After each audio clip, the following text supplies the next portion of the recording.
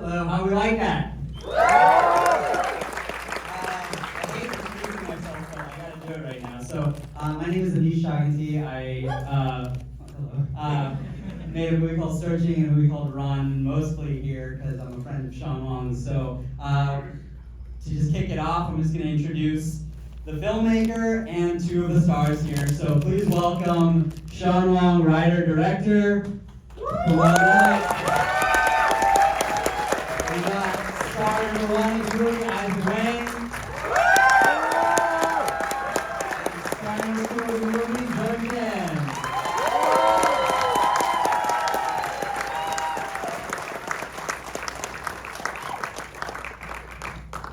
What's up? Hello. Easy. Yeah. Aneesh Chaganty. Thanks for being here, guys. Air conditioning. Okay. They loved it. Everyone loves this movie. It's a good movie. It's a great movie. I've seen it now 3 times. I love it. Wanted to start off by asking about the squirrel. Oh, hi. Good. Okay. I know a lot of this is autobiographical in a way, but not fully. We know that. But is the squirrel story true, and how true is it? Well, first of all, thank you guys for staying. I hope you liked it. I don't know, it's changed so much by the time it hit the screen. There's some nugget of truth there, maybe something involving roadkill and a drink, but nothing to that extent. I'm gonna ask you, Izaac, a question for you. You obviously didn't live through like the 08 the way Sean did.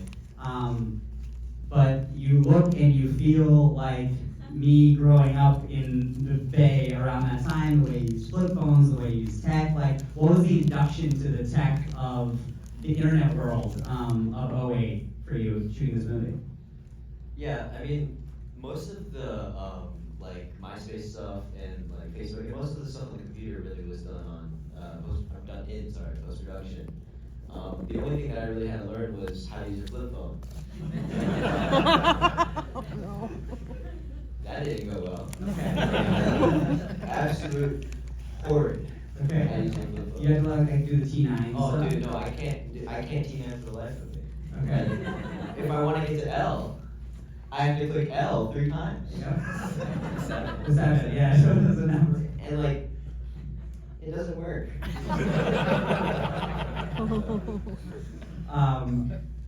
Joan, I think actually I'll do that question later. First question is, the last film that I directed, it was a 2-hander, and one of the actresses in it was this Sarah Paulson, who's such a talented actress, and across from her is somebody who'd never been in a feature before, and that really changed the dynamic of the set, how Sarah was taking things in, how she was behaving, how she was, coaching, teaching. But I'm sure you've got a lot of questions about what you taught, Izaac, but you're also acting across a teenager who maybe hasn't done this before. Are there things that you learned from being across from somebody who this is kind of the first time? No, he's not a first-time actor. He's an experienced actor. He's done it for 8 years. Basically, first time.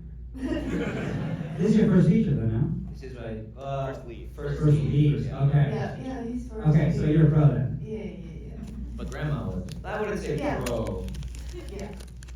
I mean, Grandma wasn't. Grandma wasn't. Grandma was the pro. Not me. That was my grandma, by the way. Did you guys know that? Yeah. Sean was nominated for an Oscar earlier this year for a film also starring Grandma. Grandma. Grandma. Okay, well then, what was the relationship between you guys, and how did you guys find that mom-son sort of relationship? Did you guys rehearse? Did you guys spend a lot of time before set working together, off set?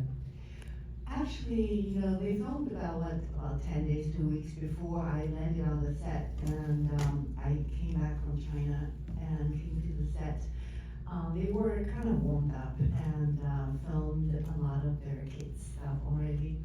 And I landed on the set, and I think you had to switch something, so I had to do a very emotional, important scene first day.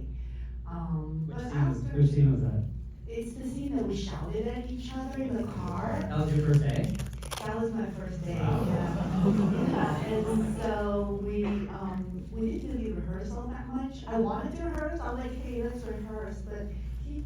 That's my fault. Well, I remember it was you landed and they hadn't met yet, and Izaac goes to her shoulder and he goes, "Yo, what's your name?" He goes, "Joan." And I was going, "Yo, cool, you're playing my mom." Remember what I said about me not being a professional? But it was awesome. Just I could sense that something in our production was about to change because Izaac doesn't like to rehearse. Not I think it's every actor has their own process, and Joan really loves to rehearse. And I think not rehearsing for Izaac for those first 10 days was actually probably good because we surround him with first-time non-actors. Yeah. Every day of those first 10 days were like set pieces with non-actors, and so he just kind of shed all of the training that he kind of had, and it was like, don't be an actor, be a kid. And then Joan stepped on set, and she was like, okay, let's rehearse. And for the normally when I was like, let's rehearse, I was gonna be like, I'll go. I was like, "Alright, we know." And I was like, okay, that's just his process. And then Joan was like, let's rehearse, and he's like, yep, let's do it. I'm ready. I was like, all right. So you guys kind of started that process. Like it didn't work out in the first scene immediately, but then that you guys started to rehearse a little bit more over the course of the scenes that you guys had together. You know, when we first met, it just felt like it's not that hard. Yeah. So Okay. that I Sure. felt like I could treat him like one of my kids. Yeah. You know, it wasn't hard. I think in the casting process, the director, the producers, the casting directors, they put a family together that really felt like a family. And some of the chemistry you see on screen, even if you try for a whole year to try to cultivate it, it may not be there. You know, it's there or it's not there.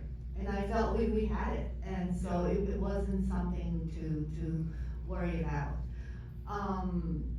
So that after that day, then I was initiated into the production. Yeah, yippee, yeah. And when Sean first told me that he was going to cast his own grandmother for the part, I was slightly concerned. Yeah, I was I like. remember you're like, who's playing Nanai? I go, it was this very, popular Taiwanese actress that we were considering, or my grandma. And I was like, we're talking to her, and she goes, oh, I love her. She's amazing. I've worked with her before. She would be amazing. I was like, yeah, it's probably either her or my grandma. And Joan goes, oh. and then I think we officially casted you, and you're like, oh, so who's playing Nanai? Is it her? I was like, my grandma. And I thought it was a touch of genius, really. You know, it made it so unique, this family. It's so hard to find another actress like Sean's wife. Just really, it's so brave and so courageous a choice that you are risking your whole career on it. You had the conviction. Well, you were also risking your career on me to pay it forward. I have to say, Sean's grandmother came so prepared. Repeatedly reciting the lines, and Sean's mom was helping her, and just really hardworking actress. We had our first rehearsal in the backyard, and I felt instantly fine. She's gonna be great. Yeah. We read a scene in Joan. This will be picking about my grandma, but we read a scene and I was like, okay, I think I'm well. And then I felt her hand on my shoulder. And Joan, she goes, you have nothing to worry about. She's amazing. And then Joan walked away, and I was like, all right, but we should keep rehearsing. Yeah, Grandma. There's another funny story about Grandma is that the scene where she fell in the backyard. Yeah. We filmed 5 takes, and it was it was coming after that skate scene, so it was all sunny and beautiful, and then it was gloomy, and it just made no sense. And I was like, okay, well, that's filming, you can roll with it. And then the sun came out, and it was me and Sam, our DP, were like, oh, this looks beautiful, perfect. And my producers were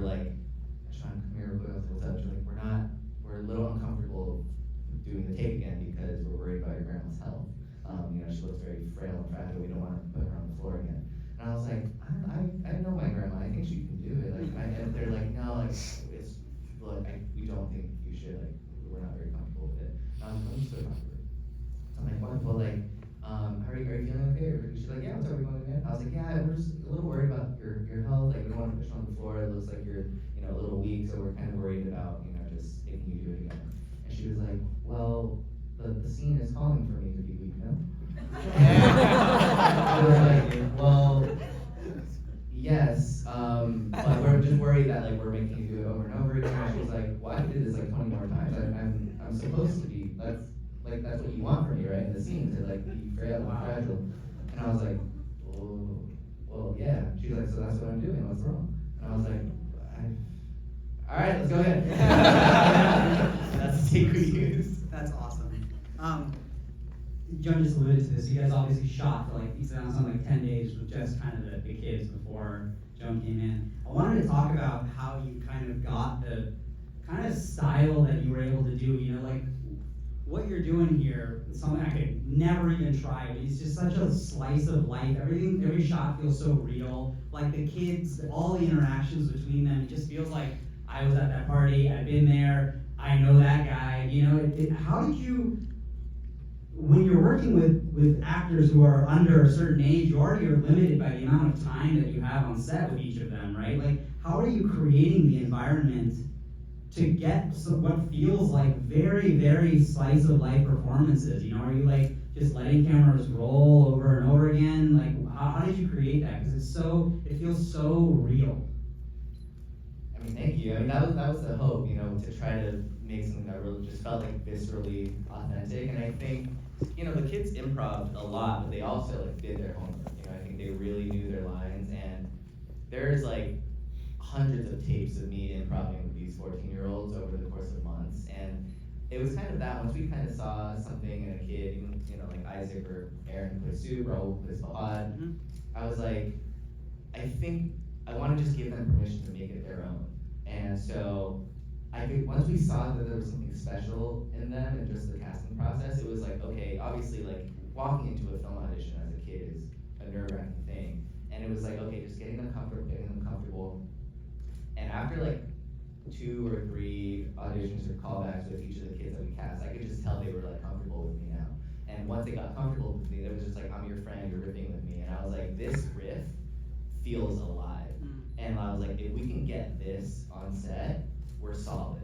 Whatever this energy is. And then they got to set and be like, whoa, fuck, what are these trucks? And like this is not Zoom, but it was just like, dude, forget about all this. It's just do what we did on Zoom. Like that's the energy. And I think it was really, really, really important to me. You were doing all of those early conversations on Zoom? Yeah, we did all like. And you were feeling like, hey, this energy is right on Zoom. Yeah, on Zoom. Like we did chemistry reads with the 3 boys, and it was just like, okay, this is great. Okay. And if we can translate this to, use the bells and whistles of filmmaking and cinematography, and just make this come to life. This energy, I can feel through a computer screen. I'm like, we're gonna be okay. And so I think we kind of, both selfishly and selflessly. I was like, we need this set to feel fun. Like, we really went out of our way to try and make this feel like a summer camp. We hosted a talent show, we did like dress-up days, and it was kind of, I was like, okay, these kids are spending a month of their summer in like one of the most formative years of their life, and none of them have ever considered acting, except, this guy. I think, I was, whether our movie was good or bad, I was like, I need them to have a good experience. Like, it would feel shitty, ethically bad to just kind of rope these kids in and then be like, what the fuck is this? It was like waste of a summer, but it was just like, it's really important to us that like these kids have a good time.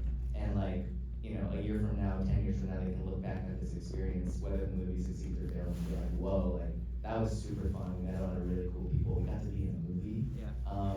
But also selfishly, I was like, if they're having fun, I think their performances are going to be amazing. So we just we spent money and resources and time on our indie budget to like get a churro machine and shaved ice and speakers and host a talent show and just kind of let them be kids and have the space to play. And I think that really brought a lot of the energy to the. Did you have fun? I had a blast. Speaking of those Zoom calls. But speaking about those Zoom calls, there's this one time where it was, I don't know, it was one of the callbacks, but Sean made us watch this video. And it was apparently a really funny video. He's like, all right, I'm gonna have you guys watch this video, and I want you guys to react like as you would in character. And we're like, all right, bet, you know. And so Sean turns off his camera, he goes on mute, he's like watching us, and it's just like this 5-minute long video of this cockroach on a wall. And there's no audio. It's just a cockroach on the wall, and then it just suddenly dies. We're like, we don't know how to fucking react to this because it's a silent cockroach on a fucking wall. So, what the fuck am I supposed to say? But apparently there's supposed to be audio about this dude talking about how gross the cockroach was, but we literally couldn't hear anything. It was like 5 minutes of a silent cockroach. It was like, so we didn't have, you know, normally it'd be like, okay, here's 3 kids who only met on Zoom. Yeah. And hopefully you get a week with them before, and our schedules were all over the place. So, you know, it was, you know, normally it was like, okay, let's come, we'll have a pizza party, you can hang out and make memories together. But we didn't have that on this movie, so I was just trying to, you know, fabricate that. And so I was like, yeah, so I played this video, I screen shared, and on my end, I could hear the audio. And so I was like, I you know, went on, I was like, I'm just gonna go get some, I muted myself, turned off the video, but I'm just watching them like, oh, this is gonna be great, what's gonna happen? And they're just like, I just was like, It's a crazy cockroach. yeah. I just was like, this is really testing my patience. And I was like, I guess, and I was laughing so hard because I think it's like, it's this video by this YouTuber, Mr. Chai City. He's just like, oh, this cockroach is fucking crazy, I'm gonna kill him. And it's like, he's just narrating the whole thing. And then, So everyone's reaction was just drastically different than what you were expecting. What you it were was expecting. dry, no one laughed. And I was like, I was laughing so hard, and then they were just like, what the fuck is this? When did you find out? I mean, when did you find out? And then it ended, I was like, well, okay, so they're like, that was cool. And then I was like, all right, well, let's try the next thing. And then I just kind of started, I was like, just by chance, was there audio on that video you guys were watching? They're like, no, it was a silent video of a cockroach. They were like looking at a picture of a cockroach for 5 minutes. We were like playing some mind game. Like, just react to this. I genuinely thought he was like actually testing our patience by making us look at a cockroach. Outdoor level. Joan, question about the final scene. Well, the second final scene, the one where you're in the bed in the morning and Chris, the character, comes in. Like, I think you're so good in that scene. And I wanted to know while I was watching this, I was like, okay, how many takes did they shoot of this? Like, what, like sometimes when you get a good, you feel the magic on set. Sometimes it's take one, you never want to do it again. But I just wanted to know, like, how many times were you doing that scene to get it that way that like that felt so great? I think we did about like 3 days. We did 3, and I remember, I actually don't know, I'm curious what you think about this. We shot, you know, typically you shoot, you know, masters and Yeah. whatever. We shot her single first of Yeah. that because I didn't want her to, you know, waste the monologue on. And you knew it was gonna go in close. I knew it was gonna go in like, yeah, like single and close.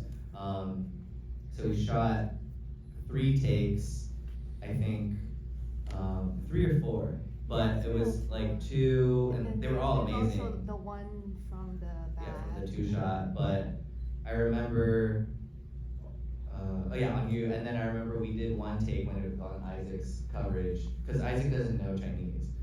So, Yeah, so, I was just listening for like cue lines. yeah, and so I was like, do 1 version of this monologue in In English English for him to react, and like, Did you cut both of them in together, or like you did?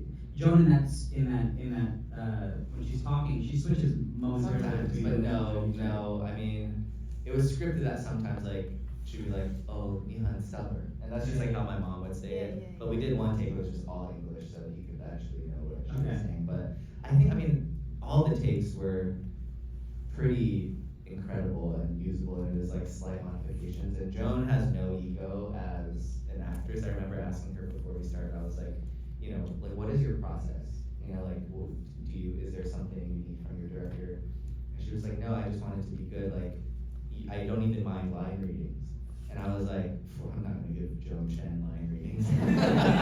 But sometimes it was just that, you know, like for that monologue, for example, it was just like pretty perfect. I was like, oh, I felt that. But I think there was a couple of takes where like the sometimes I dream line used to be very weighty. It was like sometimes I dream. And it's just like, let's just try one where it's like levity. You know, like sometimes I dream. You know, like I have dreams too. And it's just like, let's just change that one line. And I think it really gave the monologue a different feeling. But it was great. I remember we shot that and I was like, okay, I think we got it. And we broke for lunch and I started saying that. Yeah, I think, you know, because my own experience of being a mother, and my children have very turbulent, very tumultuous, dramatic, you know, teenage years. And so I've been through there. And so oftentimes it's like just feelings would pour out of me. It's like I want to say things to my children. And so sometimes I probably get a little too emotional. And I think the choices that he made in the editing rooms made it so that there is this greater forbearance, resilience, and patience, and it's actually better. I remember in that scene too, there were times I got teary. It just flowed out of me. It was an opportunity to really, for him to say I love you to his mom, but for me to say I love you to my kids. So, yeah. I remember I wanted her to do some like weird on tour shit where her daughter was on set. She like joined our production as like an intern PA kind of thing. And she was just hanging out. We're like, do you want to just like we can give you stuff to do? And she's like, yeah. And so she was there, and I was like, oh, for the final scene, I'm gonna put her in Isaac's seat, and she's gonna look at her daughter. And I didn't end up doing that, but I was like, ooh, that's gonna be so meta. We got a few minutes before we wrap up. Isaac, question for you. What was you gave me a hint of this answer before outside, and I think it's a great answer. What was the hardest thing for you to film in this movie? I think like a normal actor would be like, oh, the most dramatic scene for me was blah blah blah. The barf that Heather Urov gave me to barf into the toilet after the party scene. It was made out of sardines, milk, orange juice, like those really salty crackers, and like a weird substance to make it really thick. And I had to hold that in my mouth for like 20 seconds before we rolled. And Sean did that on purpose. Oh my God, no. Is that bad? I thought you were gonna say the kissing apples thing. The kissing apple scene was terrible too. That was the funniest thing I've ever filmed. That was the worst thing I've ever filmed. That's the thing with Isaac when he doesn't rehearse, but like you hear actors about it, it's like you just wanna they don't wanna waste it on rehearsal. So oftentimes I'd be like, all right, action on take one, and be like, all right, he understands, gets it. Like we're there, and slight modifications. And sometimes it's like, oof, we got work to do. And it was like kissing apple scene. And I was like, okay, action. And he goes, it was like very comedic. He was like, and I could not take it seriously. And I was like, no, okay, cut it. No, like kiss the apples like you love. Like you, this is your first kiss, and like really passionately kiss. And he was like, you know, and I was like, no, close your eyes, and then like you could just hear him like.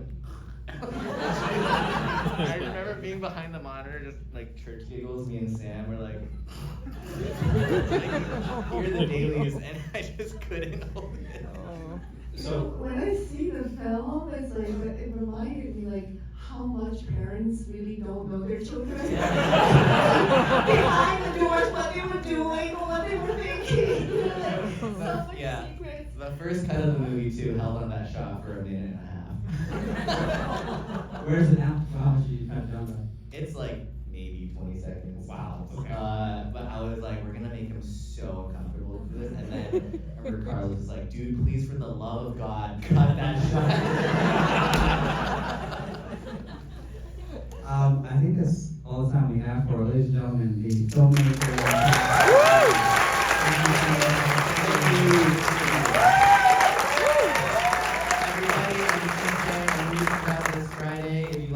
Please tell your friends. Opening weekend, as you all know, for independent films like ours is one of the most important it defines how much and what our movie does for the future. So if you liked it, please like and buy a ticket. If I didn't like it, I'm subjecting you to 24 hours of silent coverage watching. I'll send you the raw clip of Wait! Wait. It's a good thing. Oh yeah. Buy a ticket. Buy a ticket. Buy a ticket. Thanks guys. Thank you.